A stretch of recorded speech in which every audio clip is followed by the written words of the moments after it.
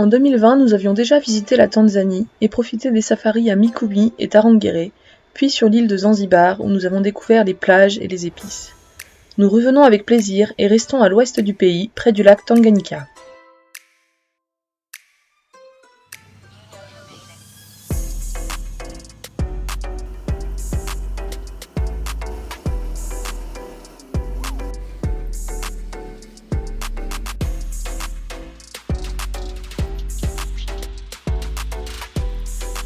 Dans la ville de Kigoma, nous déambulons parmi des milliers de chauves-souris.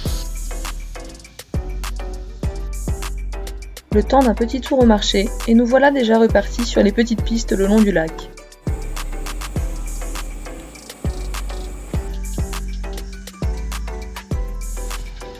Nous allons même embarquer sur une barge pour traverser le fleuve.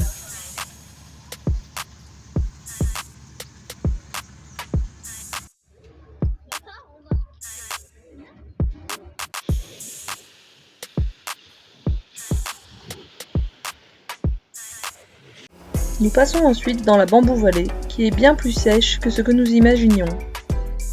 Le temps de quelques belles rencontres, et c'est déjà la fin de notre petit passage en Tanzanie pour cette fois.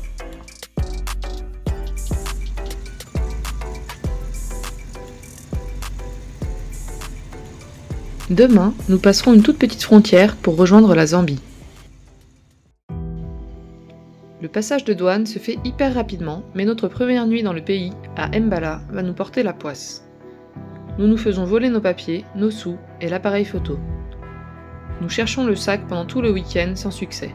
Une radio locale nous aide même en diffusant un message, mais malheureusement, personne ne ramènera les papiers. L'ambassade de France en Zambie ne délivre pas de passeport.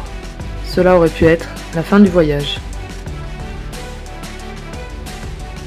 Heureusement pour nous, le consulat de Johannesburg fait une tournée consulaire dans le pays. Nous avons donc 4 jours pour parcourir plus de 1000 km et rejoindre Lusaka, la capitale, afin de régulariser notre situation.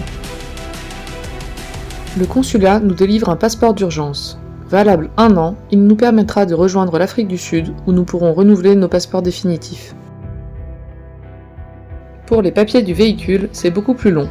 Pour renouveler le carnet de passage en douane, nous devons attendre 21 jours. Au final, nous resterons 27 jours dans le même camping près de Lusaka, le temps de réparer un peu le camion et d'attendre tous ses papiers. Nous y ferons tout de même de belles rencontres, notamment des Français avec qui nous sympathisons. Et heureusement, pour se divertir aussi, il y a le mondial de rugby. 27 jours coincés au même endroit, c'est un peu long.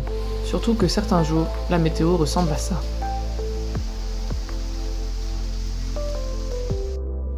Il n'y a pas grand-chose à visiter à Lusaka malheureusement. Nous passons une journée au marché d'artisanat qui vaut tout de même le détour. En insistant un peu, on peut voir les artisans travailler. From Northwest. This old one, we go in different villages and collect. This inside the shop, we make ourselves here.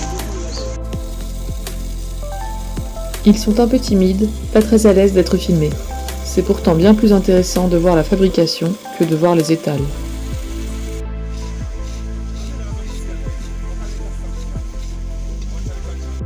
Il y a aussi des parcs d'attractions en intérieur, sympa pour les enfants.